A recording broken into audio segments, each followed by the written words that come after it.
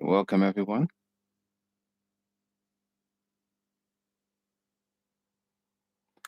We are just going live with today's workshop on the 10 steps to self empowerment. So I'm just giving a bit of time for people to join, a few people to join.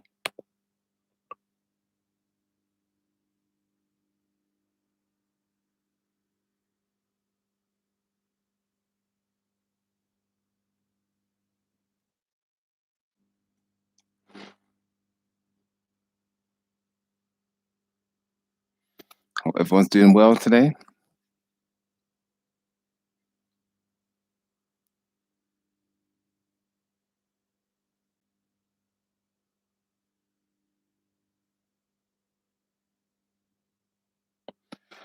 And for those who've just joined, yes, we're just waiting for a few more people to join, giving them a minute or two before we get started. And for those who have joined, just a reminder, if you haven't subscribed yet, do subscribe to the channel because you'll get a chance to win a copy of my toolkit, self-awareness and empowerment. So it's for people who are subscribed to the channel. I'll be putting a name from the list that I do have on, and someone will be getting a copy of that.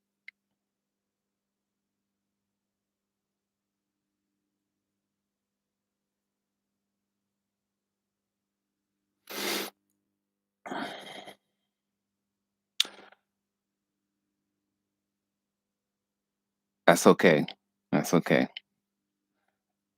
So I think I will get started. We've got a few of you on the line. I know others will probably be joining, but welcome to today's workshop, which is on the 10 steps to self-empowerment.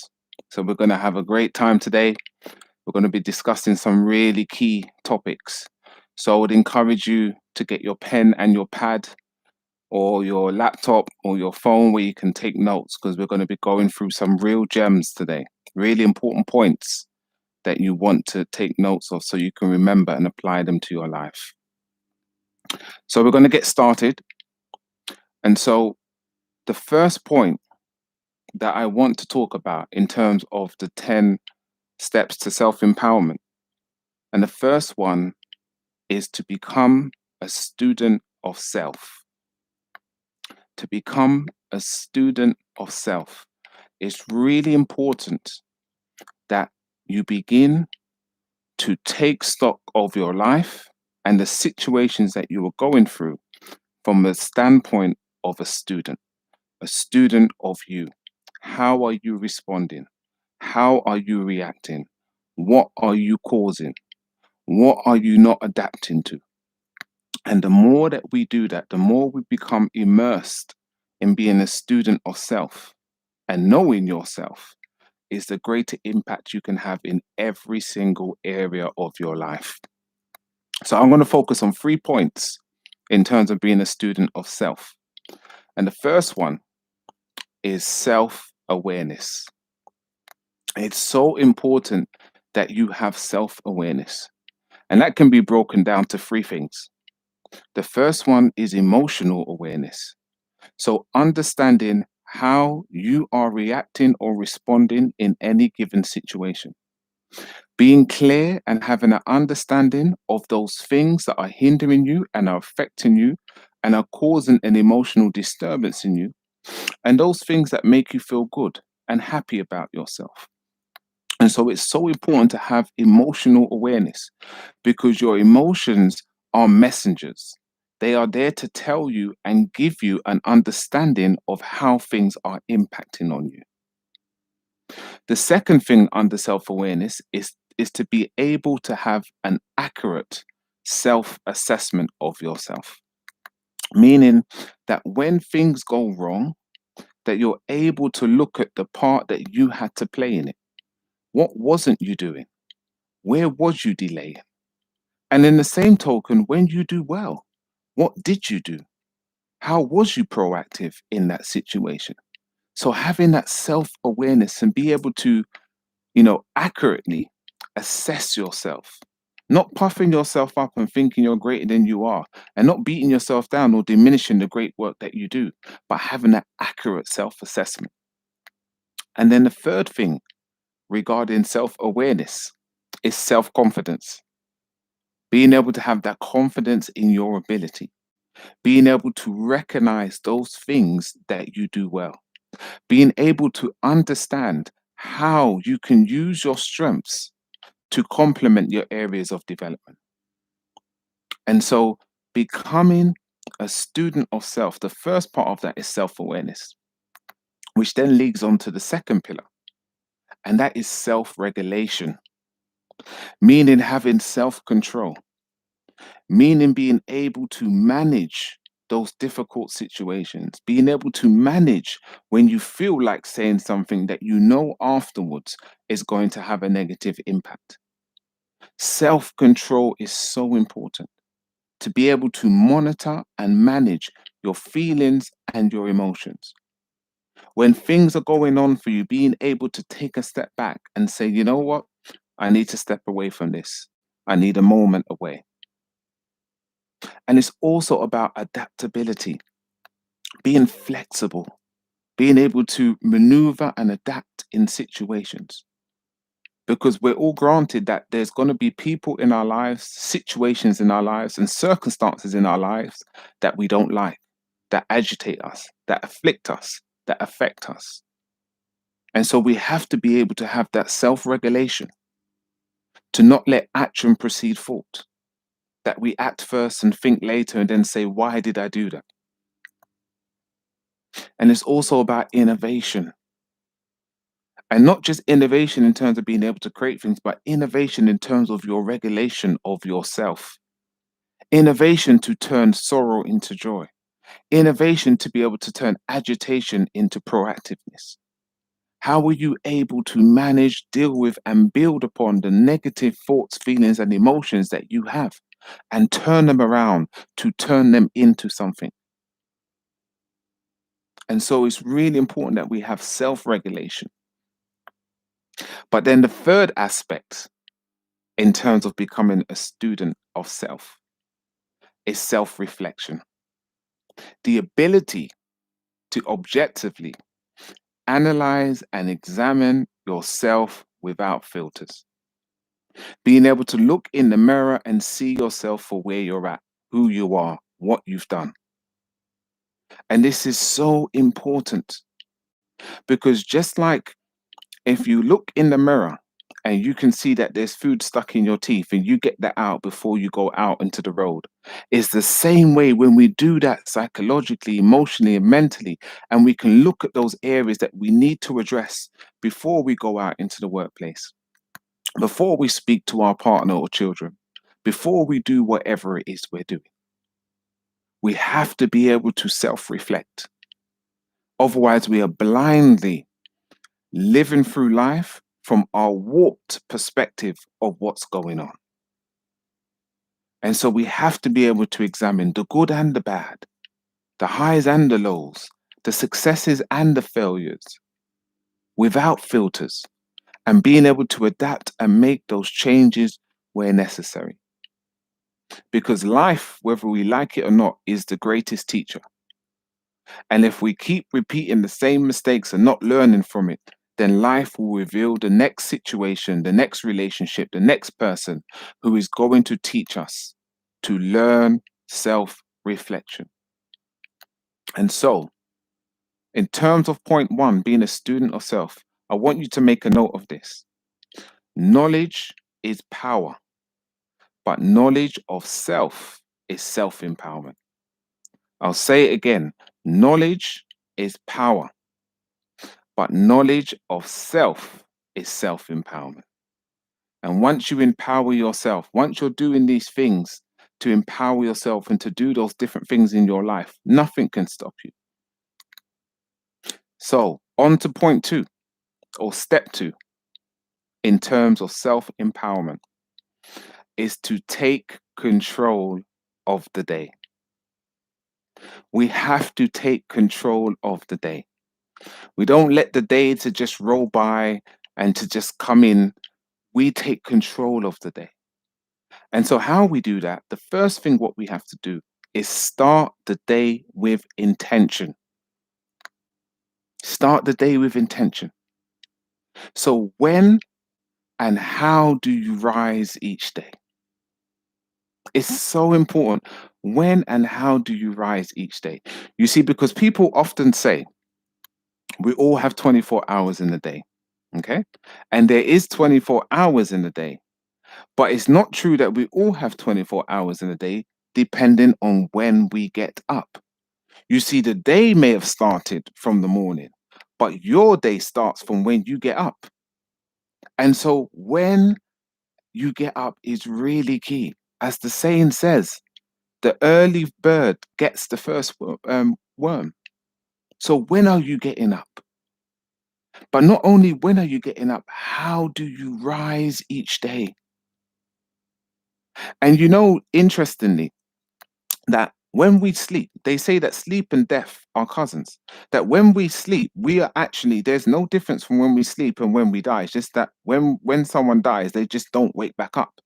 But we are in a state of sleep death when we're sleeping. So how do you rise each day? I want you to recognize that every day is a resurrection for you. That's why we should count it a blessing when we rise each day, because you have risen from the dead. And so, how do you rise each day? Do you have anticipation? Do you wake up with anticipation and go to sleep being fulfilled? Or do you just drag yourself out of bed wishing you could sleep for a bit longer? Do you get up each day saying to yourself, I can't wait for TGI Friday? Or are you saying, I'm going to make the most of today because I have risen? That means I have a chance. I have an opportunity to use my gift. How do you rise each day? Start the day with intention. Have ambition, have determination. Use that time that you can never get back again for something productive, to do whatever you're going to do with a spirit of excellence. The second thing to take control of your day is to plan and plan and plan. There is a phrase known as the 5 P's, which says failure, uh, prior preparation prevents poor performance. Prior preparation prevents poor performance. How are you preparing for whatever it is that you want to do or achieve? What steps are you putting in place to ensure your success? How much detail are you putting into your relationship, your business, your workplace, your health, your finances? Prior preparation prevents poor performance. And so, if you are not getting your desired results in any area that it is that you want to improve in, check how much you are planning for that. Check how much you are rising with intention each day.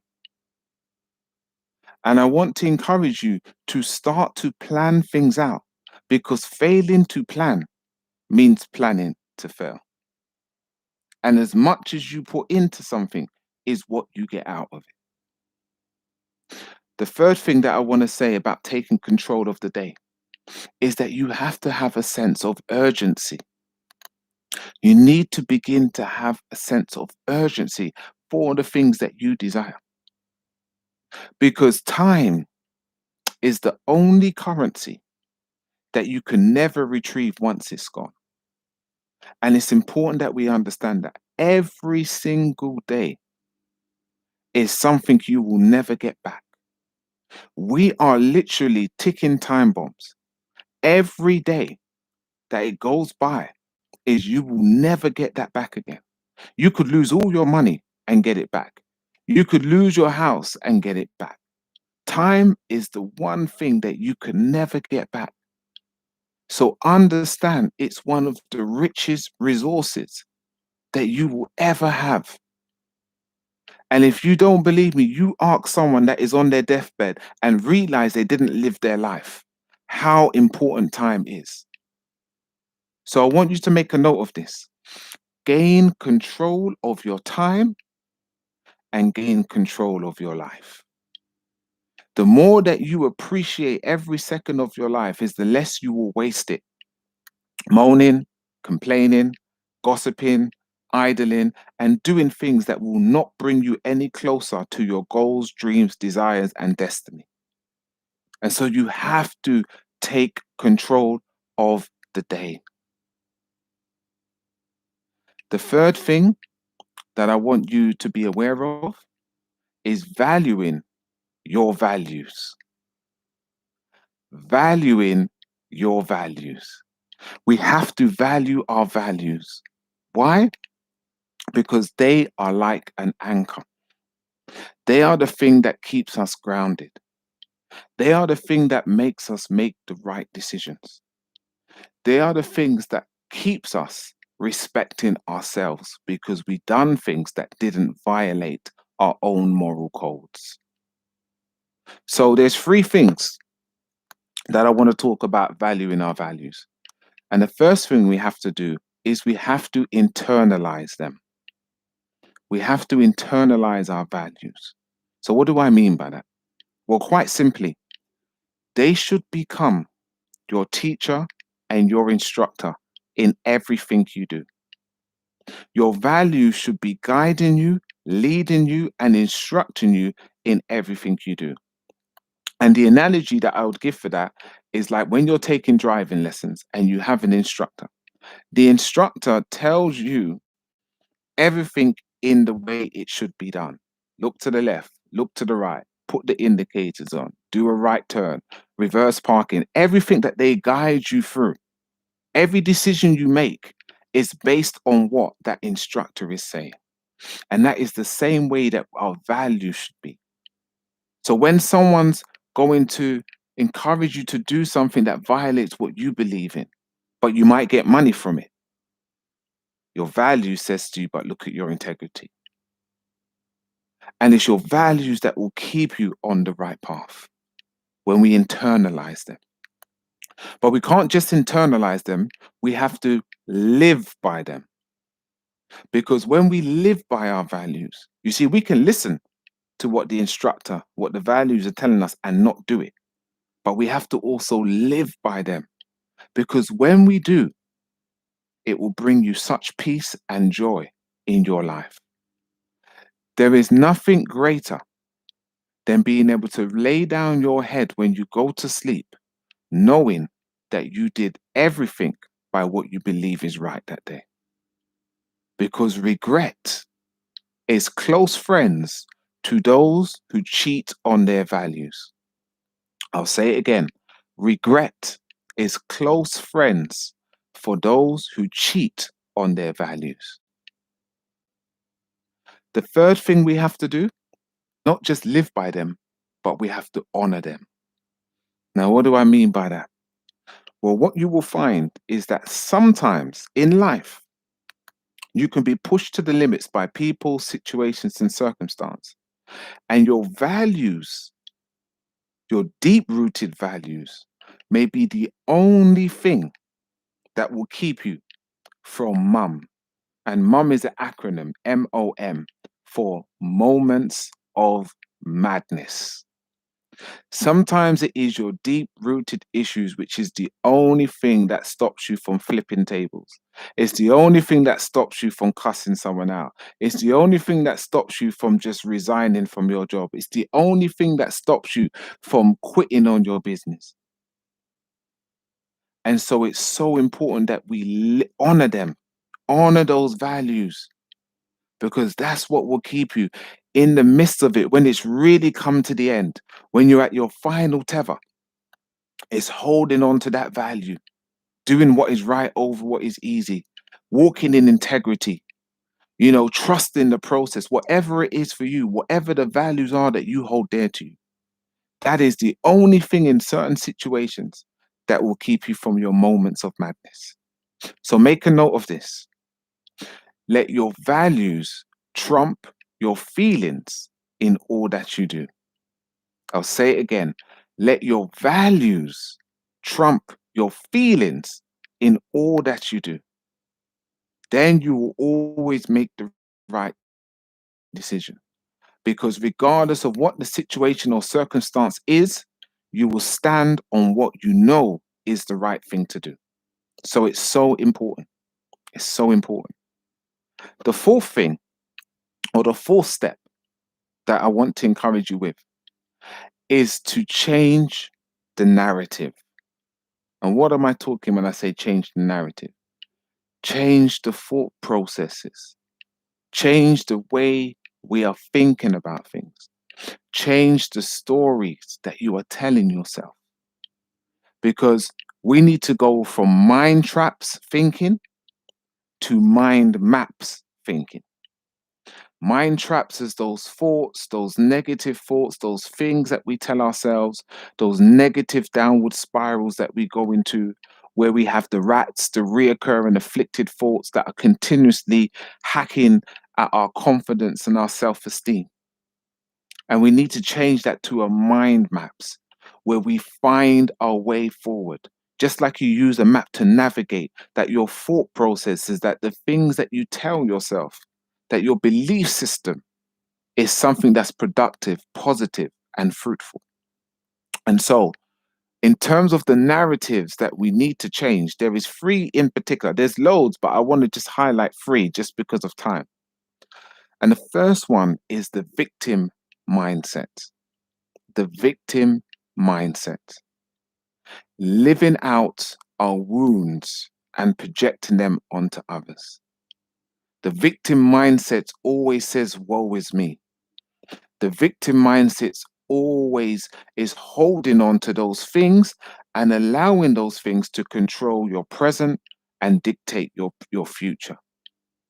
And this victim mindset can be so damaging to your self esteem and your self empowerment, because what you are doing is you're replaying the message or the experience or the feeling of something that has taken place previously and allowing that to become your identity. And you're allowing that to condition your thinking, and you're allowing that to determine your outcome in every situation that is present in your life. And we have to be aware of this. We have to change the narrative, because what you end up doing is projecting that into your relationships, projecting that into your situations, projecting that into how you see yourself. And all that comes out of that is more tragedy, more trauma, more problems. And so the victim mindset we need to break free from, because one of the things that I know to be true is that whatever it is, the reason, the situation, the justification, whatever it is that we say, the reason why we stay the same or the reason why we can't do something is valid. Like whatever that reason is valid. But at the end of the day, that validation does not bring results. If you choose to hold on to that and you choose to allow that to be the anchor that determines your future, you, you will stay the same. There will be no change that will happen in your life. And so there has to be a point, a place, and a time where we say enough is enough, where we get sick and tired of being sick and tired. And then we choose to say, no more am I going to be a victim, but I'm going to be a victor in this situation. And so that is the first narrative that we need to change. The second one, which often has its shoots and its roots in why we have the victim mindset, is limiting beliefs. And limiting beliefs, whether it is seeing yourself from the things you can't do, whether it is always saying to yourself, I'm not good enough, I'm not strong enough, I'm not wise enough, I can't do that. The limiting beliefs that we hold on to. And what we have to recognize is that all behavior is belief focused. Anything that you don't do, anything you delay in doing, everything you deter in doing, anything you procrastinate in, it is because of a belief system that you hold, and often a limiting belief system. And limiting beliefs are like invisible force fields that don't allow you to move forward. They keep you stuck in an invisible box. And you always see yourself from this limited perspective. And what it does is slowly but surely, it destroys your confidence and your self esteem.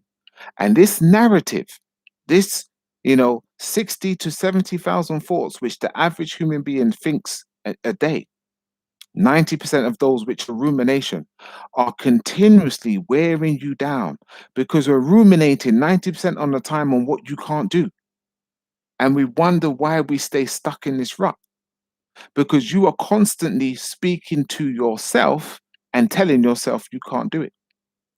And it's so interesting because if if what we was doing to ourselves was being done by someone else, we would have broken up with that relationship or partner for a long time ago. But we're having these conversations with ourselves all the time, whether you're saying it verbally or in your mind. And you're talking about the things you can't do consistently. You're saying this narrative over yourself. And then you wonder why you're not able to go forward and have confidence in doing the thing that you want to do.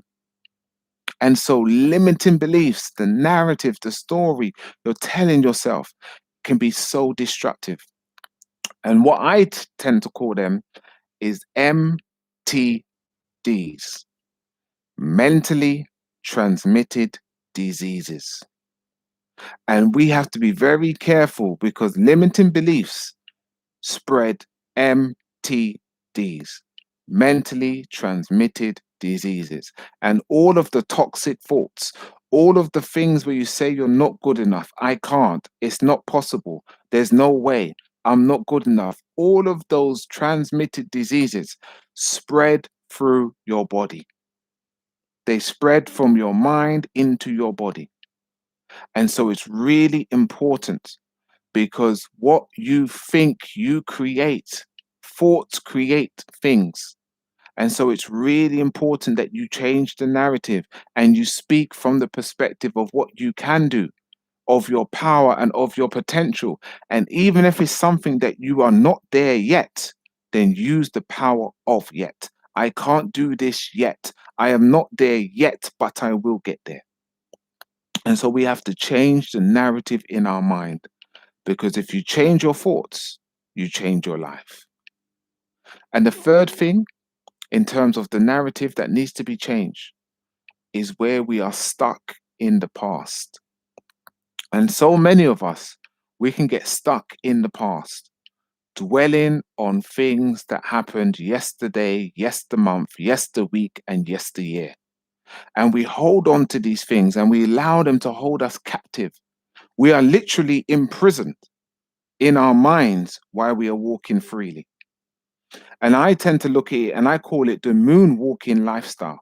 Everything is walking, everything's backwards. Everything we're dwelling on the things of the past. We're never forward thinking. We're never believing for a better future. We're just holding on to the miserable past, the things that happened that we cannot change. And so it's really important that we change the narrative and that we stop reliving the horrors of the past because in doing so, we are programming our body how to respond. Because the mind, words are the language of the mind, feelings and emotions is the language of the body. And these two are in constant communication. And so, by the thoughts that you're thinking, you are programming your body to react and respond in certain ways. And after a long time of doing it, the body becomes conditioned. And that's why when people have anxiety attacks, even though nothing's going on, is because the body has now been triggered to respond a certain way. And so it's really important that we change the narrative from mind traps to mind maps. So make a note of this. The door of yesterday has been shut and the key is thrown away. So there is no point holding on to it. There is no point trying to seek it again. It's gone and there's nothing we can do about it. The door of yesterday has been shut and the key has been thrown away. It's time to let go and be free. Step number 5. And this is something that is so important. This is something that many people in their day-to-day life forget to do. And that is to choose courage daily. Choose courage daily. There is always going to be something that comes up in our lives that's going to make us feel fearful. Fear is a reaction. Courage is a response. It's a choice. And so when I say courage, I'm talking about having the mental or moral strength to venture or persevere in whatever that situation or circumstances. Wherever that thing that is challenging you, whatever that thing is that is pushing you to the limits, whatever that thing is that you're fearful to do, to operate out of courage. Because courage is not the absence of fear. Courage is the ability to do something in spite of the fear. And so, 3 things that I want to tell you about courage. So, the first thing I would say is to do one thing that scares you. Why? Why would I say that? Because courage is a muscle. And if one thing that I know to be true is that we as human beings, we always want to receive something without doing the work to get it. We want patience without there being a trial that will build patience. We want courage without there being a fearful situation that we have to overcome that builds courage. We want resilience without there being negative and counterproductive and stressful situations that builds resilience. And so I want to encourage you to do one thing that scares you. Think about something, even right now, make a commitment and write it down. I don't care how small it is, but one thing each day that scares you, one thing that pushes you further in terms of your courage, one thing that helps you to build that muscle is so key and it's so important.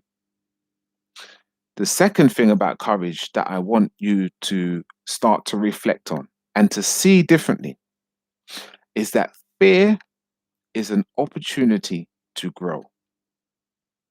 So whenever there is something that you feel fearful about, that's fine. That's okay. Feel the fear and do it anyway. Fear is your opportunity to grow. Without fear, there can be no courage. So wherever there is something that you feel fearful of, don't worry about the fact you feel fearful about it. As long as you take the opportunity to grow, that you step forward, that you try. And whether you fail or whether you succeed is irrelevant because either way, you have grown in the muscle of courage. And even if you do fail, you would have learned something and you would know what you'll do differently next time. So you're still progressing forwards. But fear, we have to overcome it. We have to use courage to overcome fear. The false evidence appearing real. And so it's really important that we take those opportunities. And it's really important in terms of perspective and how we look at things. So the way how I look at fear is like your gym or your personal trainer. When you go into the gym and you know whether you're doing running or you're doing weights or whatever it is, or if you've got a personal trainer, they're pushing you, isn't it? Or the gym, you're doing exercise and it's pushing you. It hurts. It feels painful. In those moments, you know, you've got to really push through your mind. You're thinking, oh my gosh, this is hard. And you're going through that process. And that's the same thing how it is with fear. You know, some people fear leg days in the gym, you know, because they know they're going to be in pain afterwards, whatever it may be. But they do it anyway. They go through that and they reap the benefits of it. And they've lost that weight, or they're much more conditioned, or they've built because they've worked, they've grown that muscle. So fear is your gym. So don't worry about fear and don't think, oh my gosh, I'm fearful. Know that this is your training ground. Because if any of you was listening to my managing fear workshop that I did, and I said at every level, there is a new fear that you will face because you're doing something different. And the only people who are not experiencing that fear are people who are not changing and they're staying stuck in their comfort zone. So I want you to recognize and from today, see that fear is your gym and you're going to smash it. It's your personal trainer that you're going to shock and silence. And the third thing about courage is that people make the mistake of thinking that courage means that everything's going to be perfect. People think that courage means that, you have to succeed. That's not what courage is. Courage is a willingness to try. That's what courage is. So, regardless of what happens, if you fail, if you succeed, the willingness to try, the willingness to go for that interview, the willingness to try and set up that business, the willingness to engage in that relationship, the willingness to be vulnerable, the willingness to say yes to something that you're fearful of. That's what courage is all about. And I want to tell you something. In life, you miss 100% of the shots that you never take. If you don't give it a try, you've got 100% that you're going to fail because you haven't even given it a go. But if you have courage, a willingness to try, there is a 50-50 chance. And so I want to encourage you today. And I want to remind you, whatever that one thing is that you're going to choose to do that scares you, when you have courage, the willingness to try, at least there is a 50% chance that you will succeed in doing that. So make a note of this. Let commitment, not comfort, be the barometer in life for you. Let commitment, not comfort, be your barometer in life. Step number 6, preserve our temple. It is so important that we preserve our temple. Your body is a shrine that needs regular maintenance. That means you are responsible and you have a divine responsibility for the temple, the house, the dwelling place that you always have to live in while you're upon this earth. You can choose to move to Africa, America, China, India, but wherever you move to, you still have to live in your temple. And so it's really important that we nurture it and that we treat it right. And so there is 3 things that I want to focus on for this. The first one is self-care. How do you treat yourself? Sleep, diet, and your habits. What are you doing for the maintenance of your well-being? How are you looking after yourself? How are you treating yourself? Because you are the example of how everyone else should treat you based on what you're doing to yourself. And so it's really important. Are you exercising self-care? Are you operating in healthy habits? Doing things that's beneficial to you? Doing things that are helping you to maintain your well-being? Because your body and my body will repay us later in life for how it's being treated now. And so it's really important that if we want to get the right karma, because whatever you sow, you shall reap. Whatever I sow, I shall reap. That's not just outwardly, that's inwardly. That's why if you dwell on positive thoughts and looking at stuff from your potential, you know what? That's what you get back. And if you keep focusing on self and what you can't do and putting yourself down and diminishing yourself, do you know what? That's what you get back. Self-care. The second thing is self-love. How do you speak about yourself and to yourself? What are the things you say about yourself? How do you think about yourself? What comments do you make about yourself? It's really important that we have positive self-love in how we talk to ourselves. And sometimes some people don't do that at all. But when something goes wrong, how we talk talk about us and we wonder why our bodies are the way they are because we have life and death in the power of our tongue. I will go as far as to say negative self talk is a form of self harm because when you are speaking those words over yourself, they have an impact. Just as in the same way as when someone else speaks a negative word over you, how do you feel? If someone puts you down, how do you feel? If someone says something nasty about you, how do you feel? Does it not change your whole being, your whole aura, the way that you feel, the way that you carry yourself? So why do you think it's any different when you speak that way about you? So we have to be very careful of the words we're saying because we're cutting ourselves, we're harming ourselves, sometimes several times a day. So we need to preserve our temple by operating out of self-love.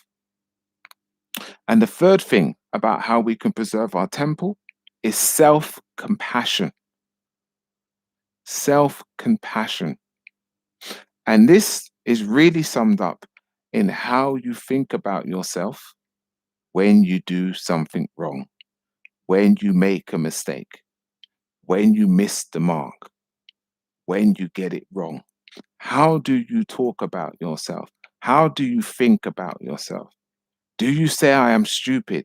Do you say I've got a bad memory? Do you say I'm worthless? Do you say I can't do anything? What do you say and think about yourself? It's really important that we exercise self-compassion because we all get it wrong. We all make mistakes. And as Albert Einstein said, it's only those who don't do anything new that never make a mistake. Everyone else makes a mistake. Any person that you look up to or you see as successful made many mistakes. And so it's really important about how we think about ourselves because thoughts is the beginning of a process that creates a chemical reaction that creates what we call emotions, which is energy plus motion. And that language in our bodies is then felt and experienced. And that's how we then carry out in our lives what we're doing on a day-to-day basis. What are you thinking about yourself? And interestingly, self-compassion is linked with greater happiness, optimism, and resilience. Those people who are able to have self-compassion when recognizing when they make a mistake and say, hey, this is what I learned from it. I can move forward. Next time I'll be better. They have greater happiness. They have more optimism, believing in the future and what's going to happen and their potential. And they have greater resilience, bounce back ability. Research suggests that self-compassion promotes self-improvement and reduces comparisons to others. So the more self-compassion you operate out of is the better self-improvement that you're going to have because you're not putting yourself down, you're not speaking negative things about yourself, and you're not seeing yourself from a limited belief system. And therefore, you have no need to compare yourself to other people because your only competition is who you was yesterday. That's your only competition. And as long as you're growing and you're doing better, that's all it is that you need to worry about, not anyone else. Don't try and compare your level 2 to someone else's level 21 and then be upset because there is a gap. So it's really important that we learn to recognize and appreciate ourselves in spite of the mistakes that we make. Step number 7 is sharpen our sword of assertiveness. We need to sharpen our sword of assertiveness. And I just want to say assertiveness is the cousin of courage, and they always hang out together. You see, you can't have courage without being assertive, and you can't be assertive without having courage. So these two cousins, they always are together. And so there's 3 things that I want to say in terms of how we can develop and the things that we have to do around assertiveness. And the first one, this is something that I want you to start doing immediately, and that is learning to say no. Some of you may even today said yes or agreed to something that you wanted to say no to. Many of you probably this week, most of you probably in this last month, there may have been something, whether small or big, that you knew you wanted to say no and you didn't. And we need to start saying no for those things that violates your values, those things that goes against your belief system, those things that you don't want to be a part of. It's so important that you do it. Why? Because you gain back the power each time. You didn't allow fear to make the decision for you. You are gaining back the power and each time in your life. Because whether we like it or not, and whether you realize it or not, you lose your own self-respect otherwise. You think about it and you look at yourself and you say, why couldn't I do that? Why wasn't I strong enough? And so we have to learn to say no. And not, I'd really love to do it, I'd really love to come, but when you don't really love to come, just say, no, that's not for me. I'm okay, thanks. No, I don't want to be a part of that. Doesn't have to be rude, but just has to be assertive.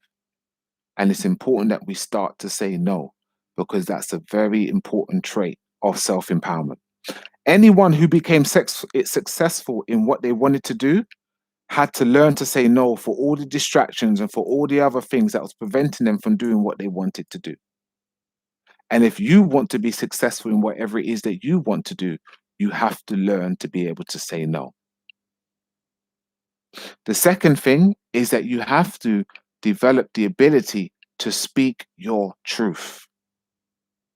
Stand up confidently for what you believe in. Be able to declare what it is that you are passionate about, what you hold to be true. And don't suffer in silence. You know, it's so important that there's so many people that you stop yourself from showing your true potential. You stop yourself from showing who you really are. You stop yourself from shining because it's your passion and your purpose that makes you different, unique, and original. But if you keep stifling that light, if you keep dulling your truth, how then can you expect to be seen? How then can you expect to stand out? Because you're doing what everyone else is doing. And that's not what you're meant to be or you're meant to do. So speak your truth. And the third thing about assertiveness is don't fear people's bark. And now I don't care whether you're talking about a manager, whether you're talking about an individual, whether you're talking about in whatever capacity that may be. Don't fear people's bark. Don't let what that person says or how long they've been in that position or what they say how things should be to stop you from being who you are. So be self-assured and draw from the power of that and get your point across fairly. Speak your truth and don't fear what other people will say. If someone else's opinion is different from yours, then fine, but don't let them silence you. And so in any situation where you have been silent, where you've known you should speak, begin to make that turn in your life. Speak up for yourself. Make your voice be heard. Sharpen your sword of assertiveness.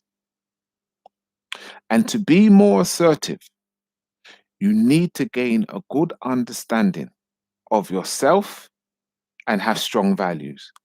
And so if you are making notes in regards to that, you need to go back over point 1 and point 3.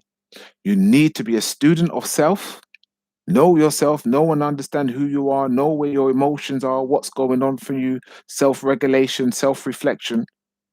And you need to have strong values. You need to, honor those values. And so say, I'm going to do what is right over what is easy here. And I'm going to stand up for this. I'm not accepting that. That's not right.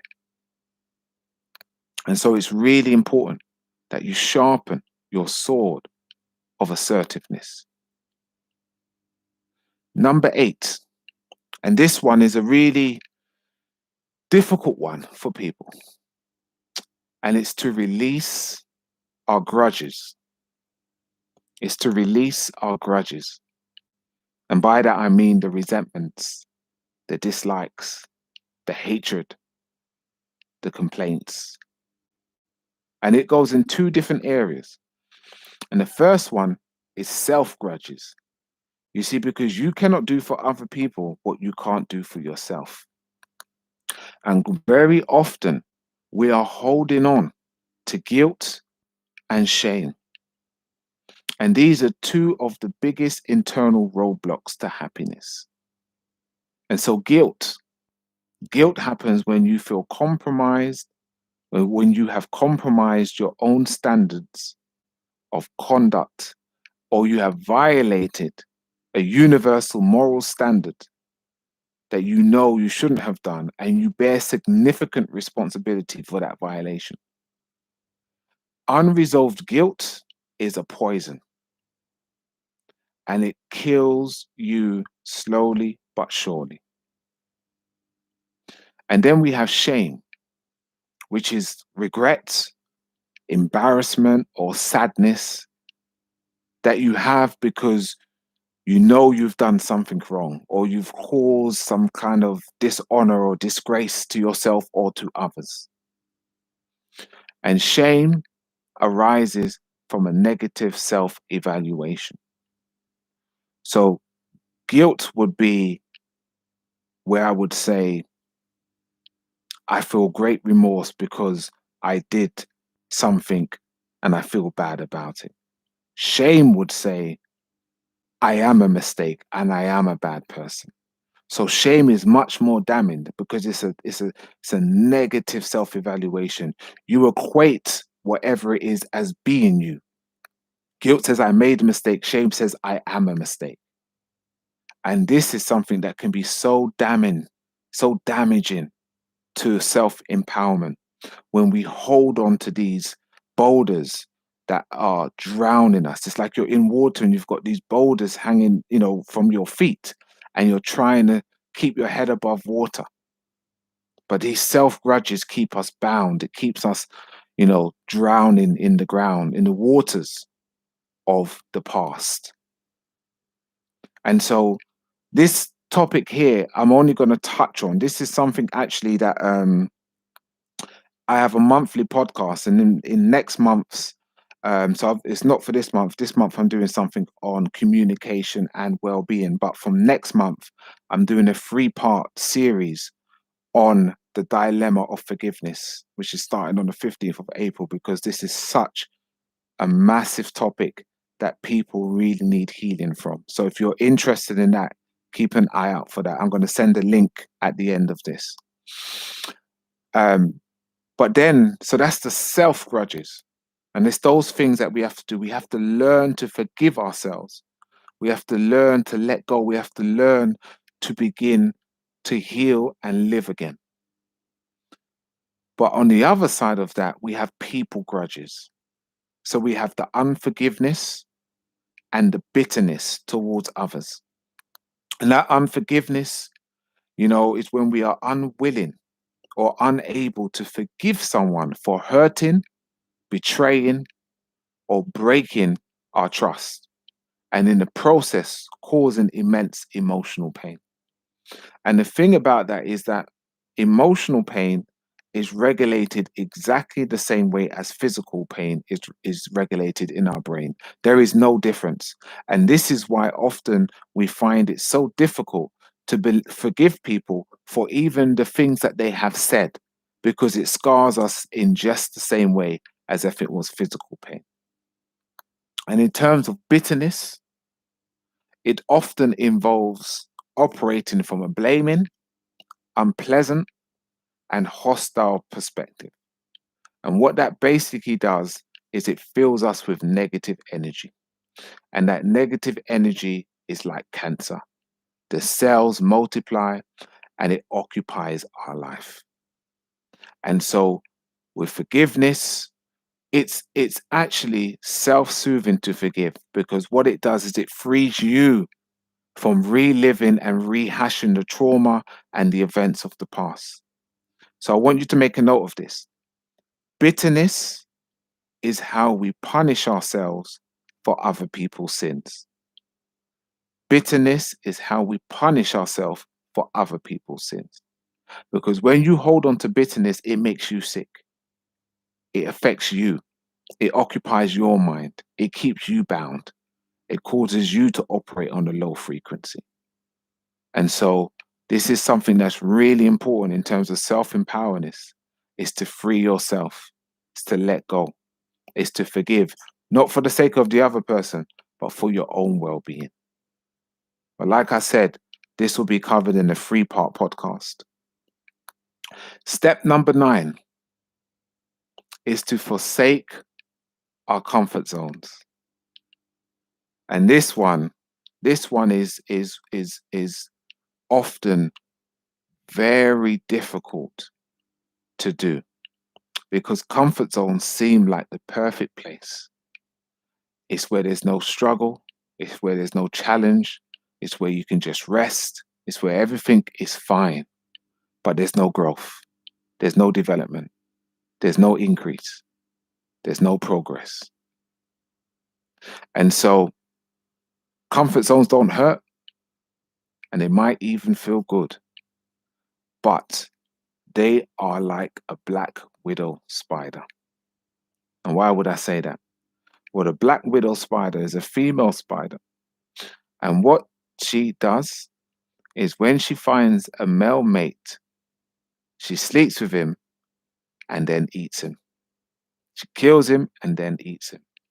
And that is exactly what comfort zones do. They make you feel good. They make you feel so good. But they slowly eat away your confidence, your dreams, your goals, your vision, your ambition. Comfort zones and procrastination love to dwell together. And so it's really important for you to recognize whatever area is in your life right now where you've been operating in that comfort zone. It might have been you staying in the same job. It might have been you not trying to progress forwards. It might have been you, there's something educationally that you know you need to do and you've been procrastinating. Just know and understand that is your black widow spider. It's stopping you from growing. It's stopping you from expanding, because life begins outside of your comfort zone. Everything that you desire and want to achieve in your life is outside of your comfort zone. And so there's 3 things that we do in terms of when we are in this comfort zone, or if we want to stay there, is that is sticking to what is known. So we have fixed thinking, rigid thinking. This makes us inflexible, and it causes for us to have a blind-sightedness.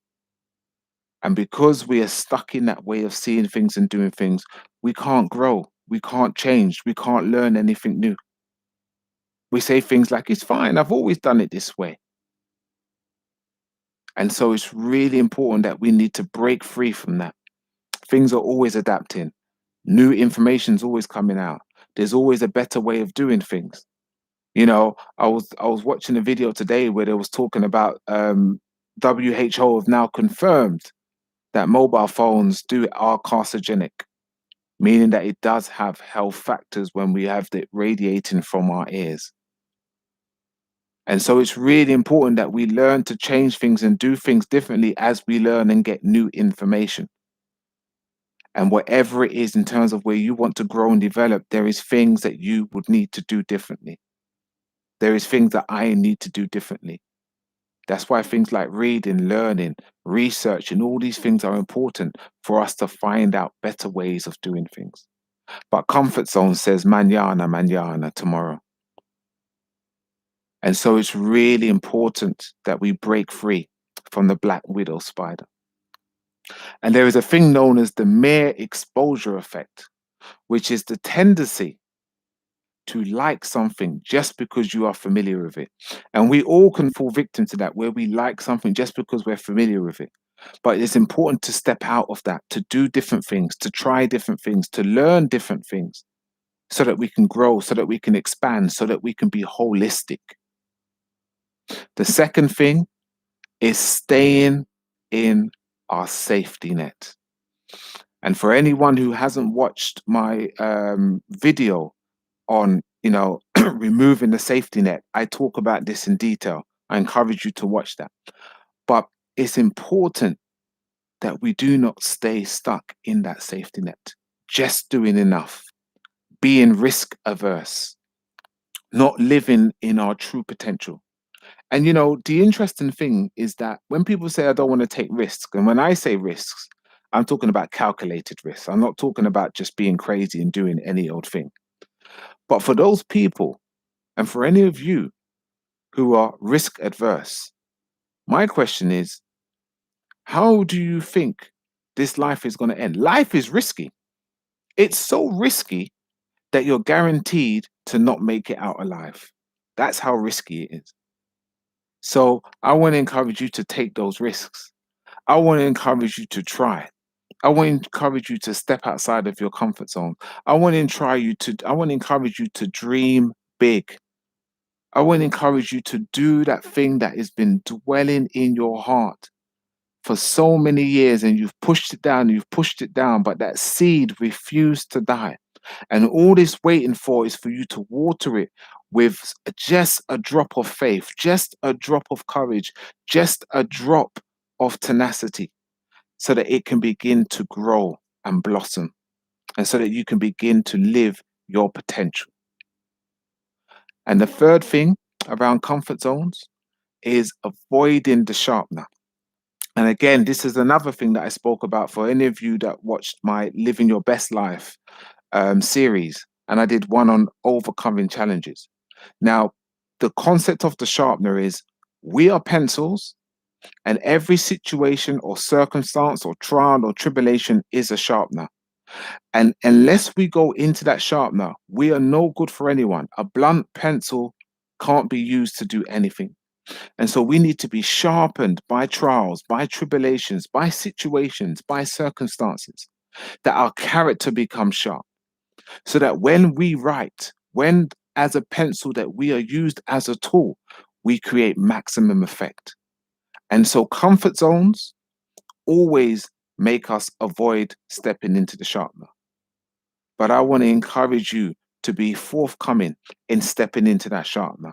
I want to encourage you today to begin to build yourself up, to begin to move forward, to be voluntarily going into the sharpener rather than the last resort because you have no other options. So make a note of this. Great things never manifest from your comfort zones. Great things never manifest from your comfort zones. So take that step today.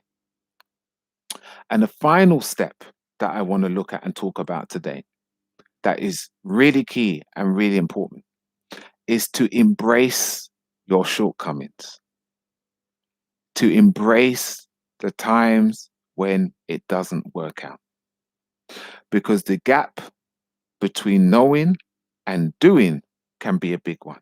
So we have to embrace it. And when I say embrace it, is not just think about it, but learn from it, to use it as a tool, to understand and to do things differently as a result of it. Because quite often we want to shy away and try and bury the fact that we made that mistake or what we did wrong. But it's really important that we embrace them. And there's four ways. I'll just touch quickly on this. The first thing is to accept where you are at. Be honest with thyself, because denial is a dangerous and a slippery slope. Because denial stands for don't even know I am lying. When we are in denial, we're lying to ourselves. And when we lie to ourselves, it's very easy to lie to other people. And so it's really important that you accept where you are and be honest with yourself. I flopped today. I got it wrong. I compromised my values. I didn't live according to my standards today. Tomorrow I'm going to do differently. But we have to be honest with ourselves. We have to accept where we are at, because acceptance is the first stage of any change or deliverance in our lives. Second thing is that we have to take responsibility for our actions. Don't blame others. It only diminishes you. So wherever something has gone wrong, Be honest about the part that you had to play in it.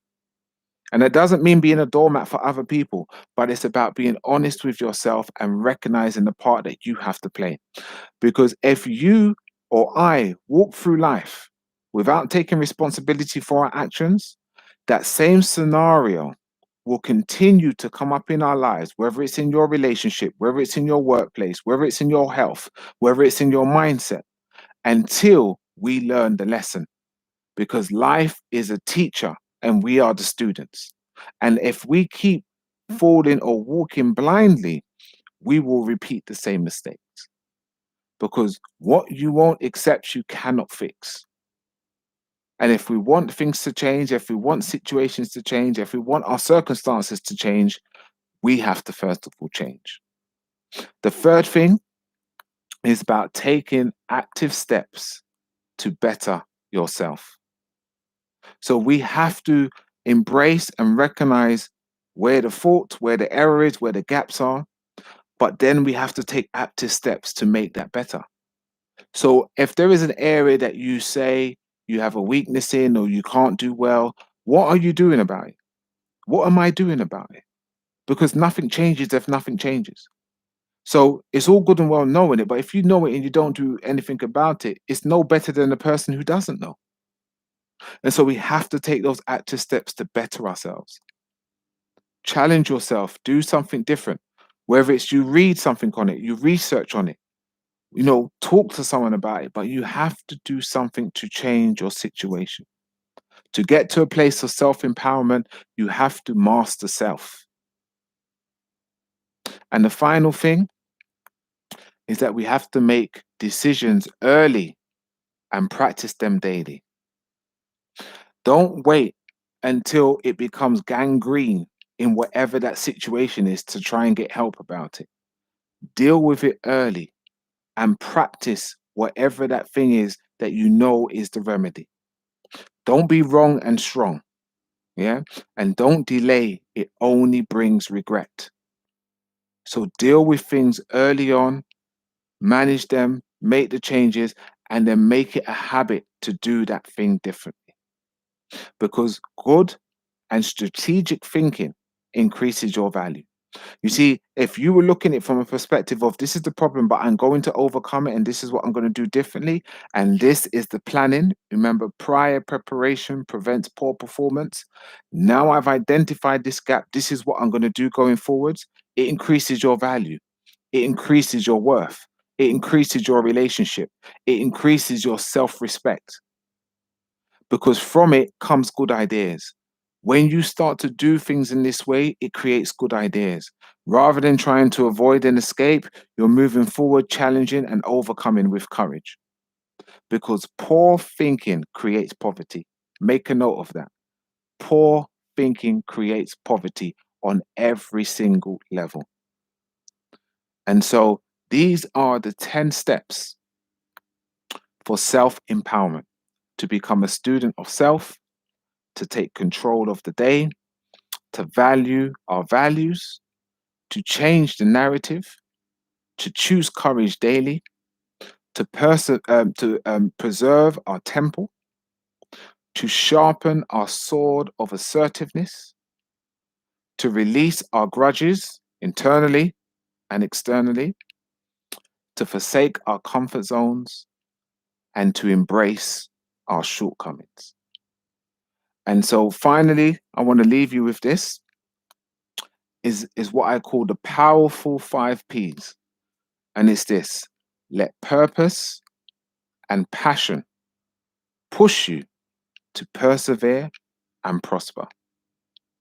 Let purpose and passion push you to persevere and prosper.